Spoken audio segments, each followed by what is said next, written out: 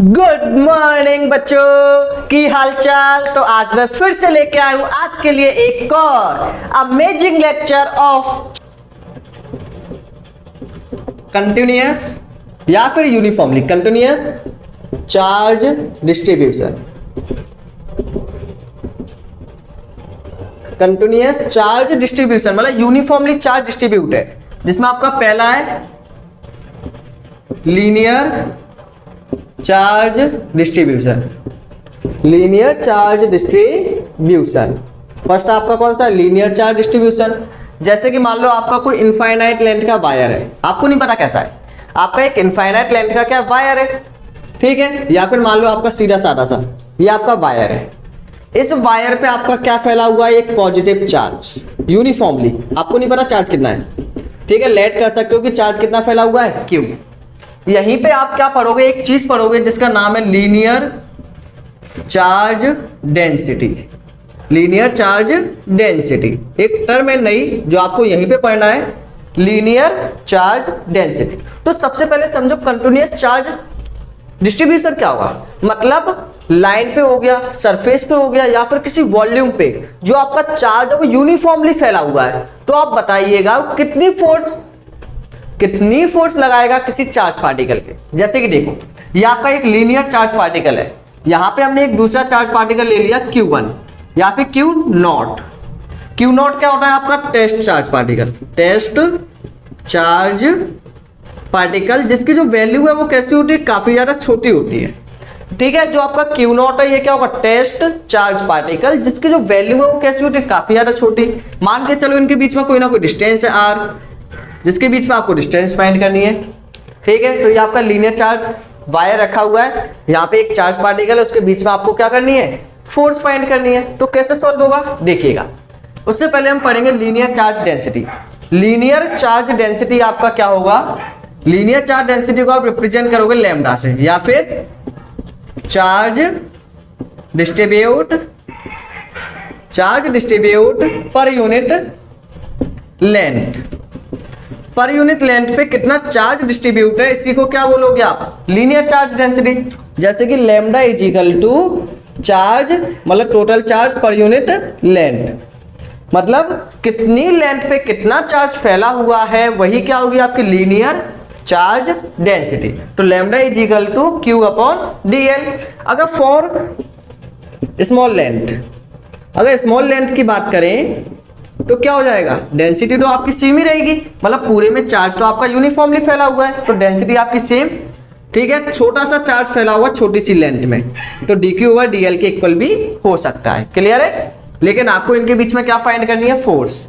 तो फोर्स का फॉर्मूला क्या होगा बताओ, फोर्स इज इक्वल टू होगा K Q1 Q2 upon R square, ठीक है। अब देखो Q1 कितना है आपका, Q1 है आपका, यहाँ पे आपने क्या मान लिया, एक छोटा सा एलिमेंट मान लिया DL। आपको नहीं पता कि पूरे में चार्ज कितना फैला हुआ है, आपको नहीं पता उसकी लेंथ कितनी है, तो आपने एक छोटा सा एलिमेंट माना जिसका नाम दिया DL। क्या नाम दे दिया, DL। और यहाँ से लेके यहाँ तक की डिस्टेंस कितनी है, R। तो देखो यहाँ पे ध्यान से करना है इसको, F is equal to K Q1 Q2 upon R square K। Q1 कितना है, Q0। यहाँ पे चार्ज कितना है, DL। जब डिस्टेंस छोटी सी ली है तो चार्ज भी कितना होगा, छोटा सा होगा, DQ। चार्ज छोटा सा होगा या नहीं, DQ। तो यहाँ पे कितना आएगा आपका DQ अपॉन इनके बीच की डिस्टेंस है R स्क्वायर। अब DQ की जगह पे आप क्या लिख सकते हो, यहाँ पे DQ आपका इक्वल होगा लैम्डा DL के। DQ आपका किसके इक्वल हो सकता है, लैम्डा DL के। तो यहाँ पे आप क्या कर सकते हो, K Q0 lambda DL upon R square.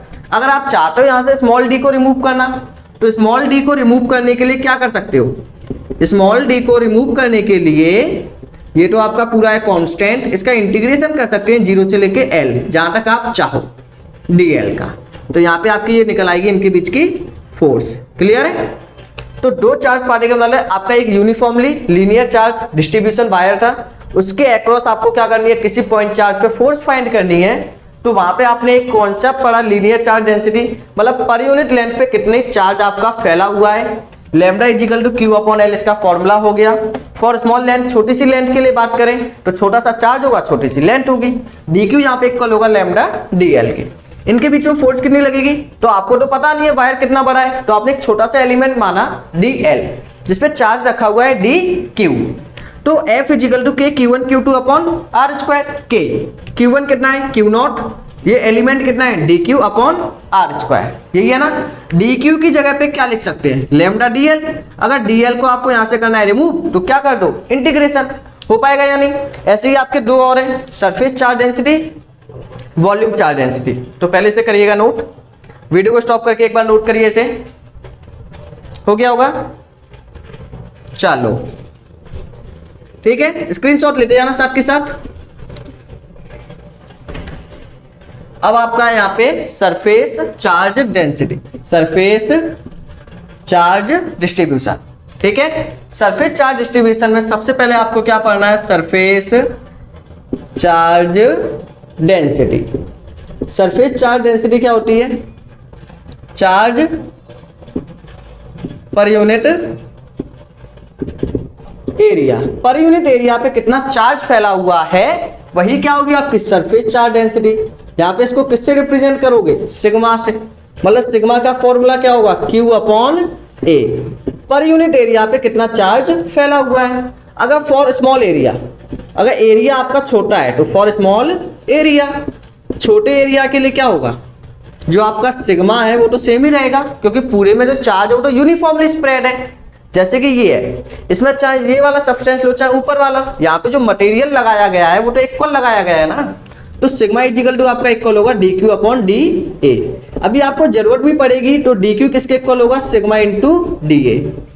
चलो यहाँ पे हम छोटा सा डेरिवेशन करते हैं। मान के चलो ये आपकी एक स्प्रेड शीट है, ये क्या है एक पतली सी थिन शीट है। इस पूरे पे आपका चार्ज फैला हुआ है कितना, प्लस का, माइनस भी हो सकता है, ये कोई पॉसिबल नहीं कि प्लस ही हो, ठीक है। यहाँ कहीं पे एक चार्ज पार्टिकल रखा हुआ है Q0, यहाँ कहीं पे क्या रखा हुआ है आपका एक चार्ज पार्टिकल है Q0। अब हमें नहीं पता कि ये शीट कितनी बड़ी है, तो आपने क्या किया एक छोटा सा एलिमेंट माना, यहाँ पे छोटा सा एलिमेंट मान लिया, सरफेस माना छोटा सा जिसका नाम लिया dA। इस पे चार्ज भी कितना रखा हुआ है, छोटा सा dQ। क्लियर है, इतनी बड़ी शीट में से आपने एक छोटा सा क्या मान लिया, छोटा सा सरफेस माना जहां पे चार्ज रखा हुआ है छोटा सा, इनके बीच की डिस्टेंस है r। अब बताओ फोर्स का formula K Q1 Q2 upon R square. K Q1 कितना है आपका Q0, ये कितना है आपका dQ upon R square. K Q0 dQ को आप क्या लिख सकते हो, मैंने अभी अभी बताया सरफेस के केस में sigma into dA upon R square. D को रिमूव करना है तो क्या आएगा K Q0 sigma upon R square, integration होगा 0 से लेके a dA। और डिपेंड करता है कि आपकी शीट कौन सी, स्फेरिकल है, स्क्वायर है, रेक्टेंगल है, उसके अकॉर्डिंग यहाँ पे आपका एरिया आ जाएगा। क्लियर है इतना।